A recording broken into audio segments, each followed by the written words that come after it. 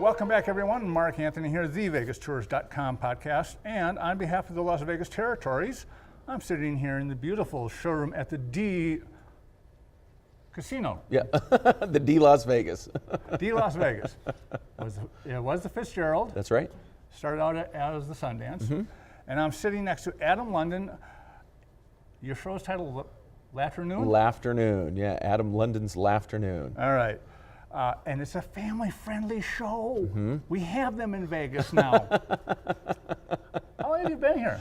Oh, so the D Las Vegas became the Fitzgerald's. It was the Fitzgerald's for several years. Yep. And then the D took over in about 5 years ago. Derek Stevens. And they asked if I would do their afternoon slot, and I said sure.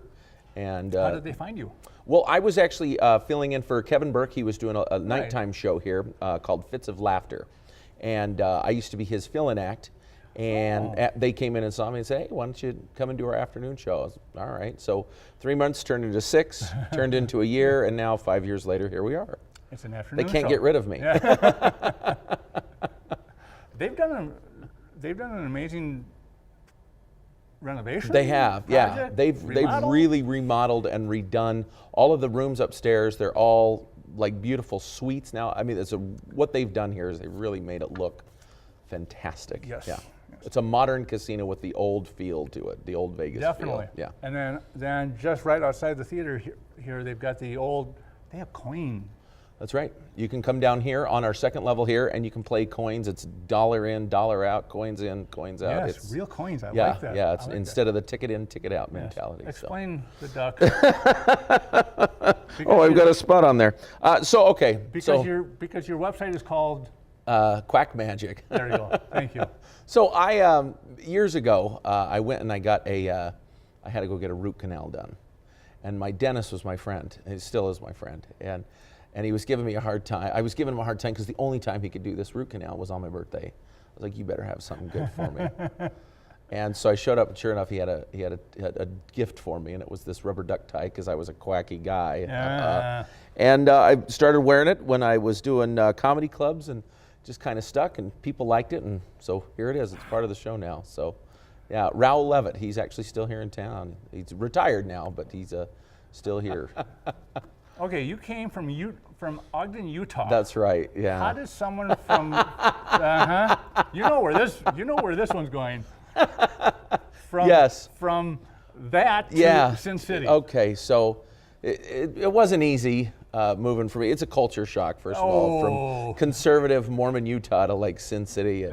And it was difficult. I had to sit my parents down and I said, Mom, Dad, Mom, and my mom hates that joke, actually. So anyway, I moved down here. I actually came down here to go to school at UNLV. When I was a kid, I have an aunt and an uncle that live here in town. Okay. And we used to come down and see them quite a bit, and we'd always go see all the different magic shows, Lance Burton, Siegfried and Roy, different magic shows in town, and I always thought, God, I want to live in Vegas. And I even had people say, you'll never make it to Vegas, you'll never go down. And I'm like, well, if I went down for college, then I definitely could get down there. So came to UNLV, got a degree, and then in theater performance. All right. And then I started performing in open mic nights, and then started getting gigs outside of town. And then I went on the road and performed a little bit, and here we are. Some 18 years later. Wow.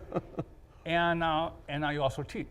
Yeah, I teach a stand-up comedy class at the College of Southern Nevada, and this is my 3rd year doing that. Wow. Yeah, so I've taught for the last 3 years. That's 2 semesters. So I've taught 6 different groups of stand-up comedians. I mean, what? either you have it or you don't. Well, and then that's true. I was telling your wife, talent is inborn, know-how is acquired. Right. And there are people that are just naturally funny people. Right. And then there are people that have like quirky humors, but they don't know how to like express it or how to get it out. Okay. And so it's a structure class. So it's a structure, analysis, critical thinking, and putting it out on paper. So it's creative writing at its finest. I mean, when you think of all of the greats, their stand-up is, their act starts out with a story, and then somehow at the very end they bring it back. Yep. You know, That's all part of the. I mean, there's several reasons why we laugh. There's the book that I teach from is oh God, of course I'm going to be on the spot right now. Thank you. I'm not the only one that does that. Comedy Writing Secrets by Melvin Helitzer, and he passed away. He was actually a comedy teacher at the University of Ohio, I believe, and he started a stand-up comedy program, and he wrote a book, and it was that book that really got me to learn how to like be funny, like how to start thinking funny and then like script it out and write it out. So his theory is there's several reasons why we laugh. We laugh because of surprise, ambivalence, superiority. He goes into like 8 reasons why we laugh, and then you like start focusing your act kind of like why we laugh for that reason. So one of the main reasons we laugh is superiority. It's like I'm number one. Okay. So you see a guy get hit in the nuts and you laugh. Why? Yeah. Because it's not me. Because it didn't happen to you, right? Yeah. It's kind of it's actually bullying at its finest. You know what I mean? we even give people a hard time and make fun of people, and that's superiority because we're better than everybody else. Who are your idols? Oh, for stand-up comedy? Yeah. Man, I've got quite a few. I really enjoy Jerry Seinfeld. Huge Seinfeld fan. Jim Gaffigan. Yeah. I like Jim Gaffigan because he's kind of got that dad, silly storytelling. I'm a huge Bill Cosby fan. I know he's got a lot going on in his plate, but that was actually my grandmother was a huge Bill Cosby fan, and I remember just watching Bill Cosby himself when I was 8 or 9, and just I would rewind that tape. I wore that tape out with laughing at how funny he was telling the stories and just his faces and expressions. And I would quote it to my family, and they're like, "Okay, Adam, that's enough." Well, one of the first DVDs I bought when we came into the new age was A, Blazing Saddles. Yeah. Mel Brooks. Mel Brooks. B, It's a Mad, Mad, Mad World. Mad, Mad, Mad World. Yeah.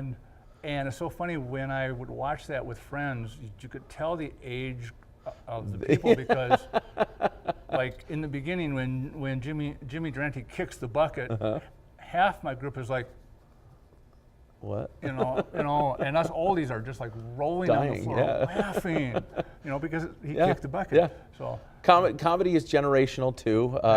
That Melvin Helitzer talks about that, how what was funny in the 1950s may not be as funny anymore because it's just not relevant to what's happening in the world, and times change, and so does comedy. However, the Turner Movie Channel had a Harold Lloyd marathon, and our 5 and 7 year old grandkids were just rolling at it. They thought, and that's the thing is I talk about this. We talk about slapstick comedy and why slapstick comedy still works. It worked, during the vaudeville era, and it still works today because it's superiority. Watching somebody get, it's pratfalls and watching somebody get kicked in the nuts. Now, when you moved here, you got to work with Matt King. Yep. Yeah. He's just one of those. I think he's like some people say of you, a very underrated comedian. He is. Mac is. I worked for him for 6 years, and I watched that guy kill show after show. He was killing killing is the term of you're doing awesome. Yeah, definitely. So he would just kill these audiences with laughter. People would come back for years after years after years. And I was with him for 6 years, and he just has that likability and that character. And they always advertised it was the best show that was the best unkept show, not the best unkept show. It was the best show that nobody knew about. Right. And with him, he aims it towards the children. Yeah. But us adults were just rolling on the floor laughing at the same time. Yeah. It's just like, God, just one night after another. So were you like his opening or? No, actually I was his lackey. To put it so nicely, I was the minion of Matt King, and I would set up his show and I set up the props. How did you get that? Okay, that's a good question. So when I was at UNLV, I was on my last semester. And one of my friends, Lisa Close, became a friend of mine. We went and saw, my cousin and I went and saw Mac's show, and we just loved it. Yeah. And then after the show, I met her, and she was a really nice lady. And so we kind of got to talking a little bit. And then his former assistant, I used to work with at a restaurant, because, you know, a college student, you got to work at a restaurant, right? Definitely. And so she had worked for him the previous summer. I was like, oh, I'd love to get a summer job over there. So she's like, we should call Lisa. So then I called Lisa Close, and Lisa Close is married to Mike Close, who's a phenomenal close-up magician. They used to be here in Vegas, now they're up in Canada. But I called her, and she's like, yeah, we're actually hiring for summer help if you want to come in, because summers is like a good time for him. So I worked for that summer, and I thought it was going to be the end of that. And then they were looking for a full-time assistant, and you just said, I'll be happy to take it. And so they brought me on and cool. kept me for 6 years. Wow, all right. Now, you also got to play at the Magic Castle. I've always seen that as kind of like the place. Yeah. You know, I mean, not just anyone gets to play there. No. In fact, it's difficult to play at the Magic Castle. I've been fortunate enough to play there at least once a year for the last several years. Wow. Yeah. So they can't get rid of me either. They keep bringing me back. Now to we got this guy keep coming doing back. I know, the guy with the duck tie, the Mormon duck guy, is what I'm known down in Hollywood, is the Mormon duck guy. But anyway, I've been down there the last several years, and it's like the coup de grace of performance venues, especially for magicians. Everybody wants to perform at the Magic Castle because of the prestige. Right. Pay isn't great, but the prestige of it is what you're looking for. That looks good on a resume. Yeah, oh, definitely. Yeah, and it's been around since, over 50 years now. Is there somebody in the magic, either magic or comedian world, that you have not seen or would like to? So, all right, you ready? I Go for it. I missed my chance twice with two greats. One was George Carlin, and the other was Don Rickles. George Carlin's opening act is a guy by the name of Dennis Blair, who lives here in town again. And Dennis Blair was George Carlin's opening act for years. And I always wanted to meet George Carlin. And so I called up Dennis and said, hey, I'd love to, the next time you guys are in town, when they used to be on the road quite a bit, I said, well, the next time you're in town, I'd love to meet Carlin. He goes, Adam, well, you know, when George is up to it, he just had his, I think it was 5th heart attack or something like that. He said, if he's up to it, I'll let you know. And so he called me about 6 months later. He says, hey, we're in town. George is feeling happy. He wants to meet people. I was like, awesome. I'd love to, but I'm in, I think I was in Idaho, doing a show up in Idaho. I said, I can't this weekend. I said, but the next time you're in town, let me know. He passed away 2 weeks later. So anyway, so that was frustrating. And then I always told my students, go see Don Rickles, go see Don Rickles, go see Don Rickles. And I had tickets in my hand to go and see him one night, and my child got sick. And so we ended up giving our tickets away. And then 2 years went by, and then he just passed away just recently too. So I know, it's a bummer. I wish I could rewind the tapes and just, hey, I want to see Don Rickles and see George Carlin. So those are the greats. I mean, those are just some clever, funny guys. When you look at Vegas, I always say that there's so much talent here that there's not enough stages. Yeah, You know, I mean, you go down on the Strip, and like you have the V Theater. Yeah. You know, and Vegas the show, and you know, and I mean, they have a lot of guys that are like one step below finding that niche in Vegas. But you've been here for years, so that's got to be tough. I mean, it hasn't been easy. It never is easy, you know, especially sticking around for 5 years. We're the only afternoon show downtown, so that's what's been the good ball in our court, is we're it. This is the only place you can come and see an afternoon show on Fremont Street. But yeah, there's some really talented people. I've got friends who are close-up magicians that work out here on Fremont Street that are phenomenal, but it's hard to do that in a big venue, and then get people to come and I don't know. Well, it's interesting. It's what people want to see, and yeah, I mean, Vegas is kind of like Hollywood, where Hollywood, you got all these people coming there wanting to be actors, wanting to be discovered. They're great talent, but they're just not greater. Yeah. You know, Yeah. Vegas for magicians, comedians, performers. This is where you want to be. Yeah. But there's just not enough stages, and so. But those of you that do this and get the rooms, congratulations. Thank you. 5 years is a lifetime. It is. For a lot of people. It really is. Our 5-year anniversary comes up in January 13th, which is National Rubber Duck Day. There you by the way. go. I know, isn't that All crazy? So we're doing a big 5-year celebration. The show will change a little bit. Well, actually, we're going to change about 80% of the show. Really? For our 5-year anniversary. That way, we can keep bringing people back in to see our show. It'll still be Adam London, but it'll be different tricks and different bits. Did you ever meet the Amazing Jonathan?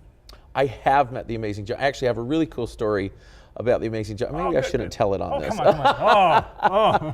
So being from Utah, people give you a hard time about yeah. that. And Penny Wiggins was his assistant psychic Tanya for years. And Penny Wiggins and I were having a discussion about religion one time. And she was just like going after me. And Jonathan looked over and he said, "Would you leave him alone?" You know what I mean? I was like, "Thanks, Jonathan." He came to my defense. And I love both of them, Penny Wiggins and Amazing Jonathan. But that's really my only interaction that I've had with him. But I've always respected him after that because he stood up for me. Just leave him alone and eat your dinner. Well, we got to interview him right before he found out that he had the illness. Yeah. And first of all, I found him to be just one of the nicest men. He's a gentleman. But it's like, okay, you do comedy. He's like, no, I really don't do. Well, okay, you're a magician. Well, okay. No, I'm just more of a fuck up. It's true. Yeah, but you're a really good fuck up. Yeah. You made a lot of money. This house. That's right. Yeah. He, what? He is a cool guy, and props to him for getting back in the game. Oh, man. You know what I mean? He's performing again. Yeah. And I saw he was at the Magic Live or something like that, and I saw an interview, and he says, "You know what? I just was tired of just sitting around waiting to die." Waiting to die, yeah. And he's like, I'm gonna go perform again. So he's been performing this last year, and he's doing weekends and then a run here and a run here. I'm like, oh, good for him, Yeah. Now you got your start doing comedy clubs. Mm-hmm. Do you also you've also done the Rubber Chicken Tour? What's the Rubber Chicken Tour? That was an Amazing Jonathan quote. Okay. That whole corporate gig thing. Yeah. Okay. And, all right. The Rubber Chicken Tour. I like that. I have to steal that. That's funny. No, I do some corporate shows. Actually, I have a corporate show this. I guess it's next week, over at the Golden Nugget. So it's nice when those corporate people come in. They're looking for some family entertainment, something that's kind of for everybody. And there you are. Here I am. Right. So I'll do a few of those a year. Yeah, they're All good. Right. Okay, so you have family coming in, and and they say, "Adam, we want to go do something." What are 3 things you would tell somebody to go do in or around Vegas? Okay. Other than see your show. Other than see my show. Okay, so I always send people to the Bellagio because you have to go see the fountains of Bellagio. Yes. That's it. I have a 5-year-old, or I guess a 6-year-old now, and almost 3-year-old, and we go down every few months to the water shows at the Bellagio just to watch the fountains. Oh yeah, it's gorgeous. It's awesome. The kids love it. It's neat. They have a new recurring show. I think it's every 10, 15 minutes they've got a new show. We like to send them, and then we always say, while you're there, go inside and you can walk around the atrium, the gardens, and then they've got a little chocolate shop just behind that where you can go and get some ice cream. So that is that is our number one thing to go and do. I recently saw Mike Hammer next door at the Four Queens, and he was hilarious and really funny. Have you seen his show? No. Oh my gosh, great comic magician as well. And so I recently have sent a few people over there, but I'm going to do a little added to that too. I still send people over to Matt King's show because he's just awesome. Definitely. Yeah. So those are the 2 people that I recommend, the 2 shows that I recommend going to see. And then Red Rock. I love like Red Rock is a place to go and Yes. check out. And you can just go out there and hike. I wouldn't do it. I don't No, recommend no. doing it in the summer. It's too hot right now in the summer. But like in the fall and the spring, Red Rock Yes. is awesome to just go out. Valley of Fire is pretty cool to go drive through as well. Well, the cool thing about Red Rock is when you're there, you know, you don't realize just on the other side of the mountain is 2 million people. Yeah, yeah. You're just in this bowl that is just not By yourself. Vegas. Yeah, yeah. It's pretty spectacular, pretty fantastic. Yeah. So those are the three things. So Bellagio, Red Rock, and then go see Mac Hammer. Mac Hammer. Mac, you get that one? Matt King and Mike Hammer. Go see their shows. They're great Is comic magicians. there a Vegas gem that you think either should not get the promotion because you don't want it overrun with tourists, or maybe the tourists should know that, you know, that just doesn't get the... I'm trying to think. We went to, you know what we went and saw 2 weeks ago, or I guess last week, was that Circus 1903. Yes. Have you seen Paris. that? No. Oh my gosh. Unbelievable. We took the kids and they loved that show. And I was surprised that, I mean, it was full, but that theater is huge. And so Yeah. when you see several rows and sections that aren't filled, you kind of go, oh man, people are missing out on a phenomenal show. And I hope that show sticks around for a little bit. I think they've been over there for the last 2 months. Yeah. So they're indefinitely until, you know, they pack up and go to another city. But it's a great show. It's how a circus show would be in the early 1900s, and it's a great production. That's what I think Family that very family friendly. Yeah, right. like we got Cirque du Soleil. Cirque du Soleil. You know, I like Cirque du Soleil, and it was cool 20 years ago, and it's still cool now. But now we have 7 of them. Yeah, there's 7 of them, and like they like run the city. Right. And you know, they got their freaky little makeup things, and they're doing their artsy fartsy stuff, which is cool. But this just takes you out of that Cirque du Soleil cool thing, and then it puts you in how a circus was back in the 1900s. It's awesome. It is so good. I think you're the first one to say a non-food item as a Vegas gem. I can give you a food gem if Give you me want to do one. that. So we really like Capo's. It's an Italian restaurant. It's off of Sahara. Yeah. It used to be in a small little like house off of Tropicana. Yeah. But Capo's, they have the best risotto in town. And I love risotto, 4 cheese risotto. But it's at the end of Sahara. It's a little speakeasy. Yeah. So when you go in, you walk into this restaurant and it's a room. You walk into this room and you're like, wait, we made reservations here. And it says, please push the button. So you push the button over here, and then like the picture over here opens, and then they look out to make sure you're not the law. And they said, what are you doing here? And they're, well, we're here to have dinner. What's the last name? London. Okay. And then like half the wall go into the. That's a yeah, it is. speakeasy. It's a speakeasy. It is really cool. It's all mob themed. It's a fun restaurant. Really fun restaurant. Good Italian food too. I can't remember the chef's name. I met him twice. Every time we've gone over there, he's there, and he's come out to the table a couple of times. But a phenomenal chef and a nice guy. So Cool. Capo's Restaurant. Favorite Vegas show other than yours? Favorite Vegas show? Okay, that's current or that's now gone away. Okay, both of them. Both of them. So I really loved Lance Burton. I thought he Yes. was a great magician, and just doing the Dove act that he did was just awesome. So Lance Burton was probably one of my favorite shows to see when he was still performing, and he still performs, just not like that. Right. And then current favorite show, I really like Le Rêve. I know I just badmouthed Cirque du Soleil, but they're not Cirque du Soleil. No, they were created by the guy who created Cirque du Soleil, Dragon. Is it Dragon? Dragon. Yeah. Dragon.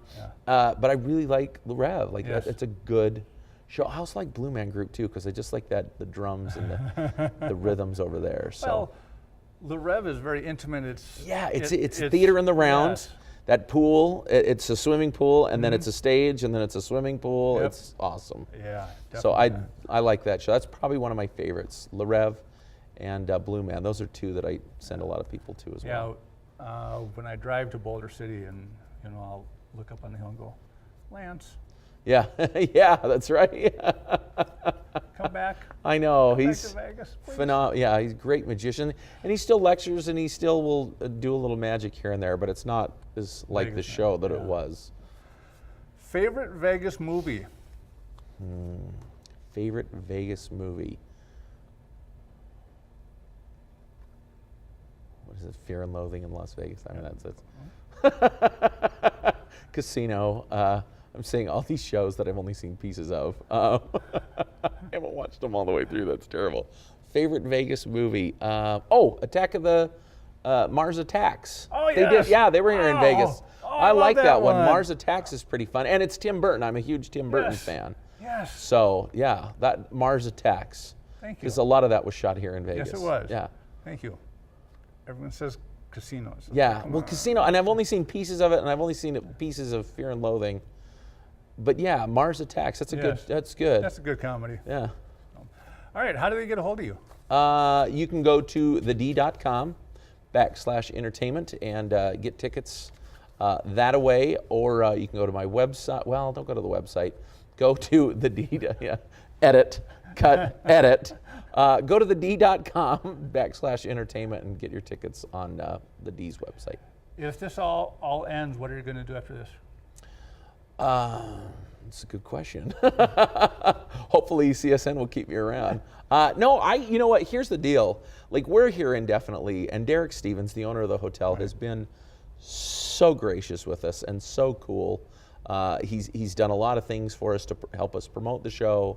And He's a promoter. He is a promoter, and he's a self-promoter, and he is just a good-hearted man, like just a good guy. Right. And so I every year I'm like, do you really want us to stick around again? Really? And that's the thing is, he's like, well, we'll keep you as long as you want to stay, and I'm grateful for that. Like, that to me Yes. is, I'll stay as long as you want me to stay. How about that? Yeah. So Yeah.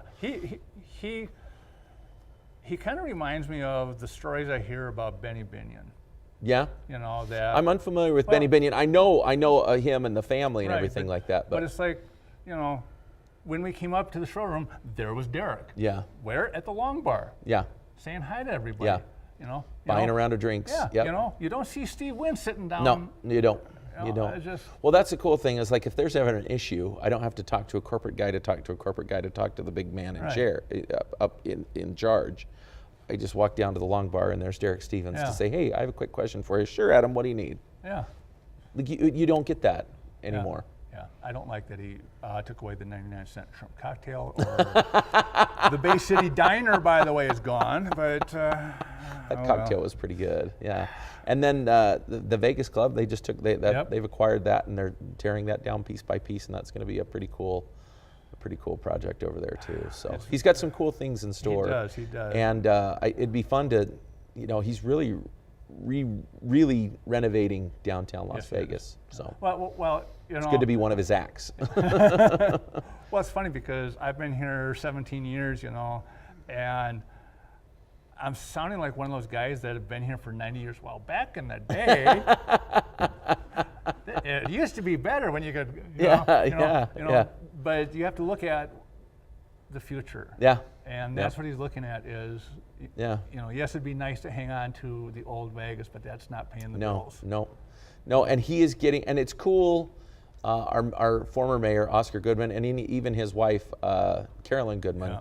really, this is kind of their project, Yes. is getting people down here. And it was great that they did that. And now the casinos are kind of doing it on their own, Yeah. which is good, and it's great. So hopefully we'll get, that younger crowd to continue to keep coming down here, and next generation. So. All right. This is Adam London. I'm Mark Anthony. All of the notes will be at the website, thevegastours.com or lasvegasterritory.com. Leave us your comments, your questions, your concerns, and we will talk to you next time. Bye. That's it.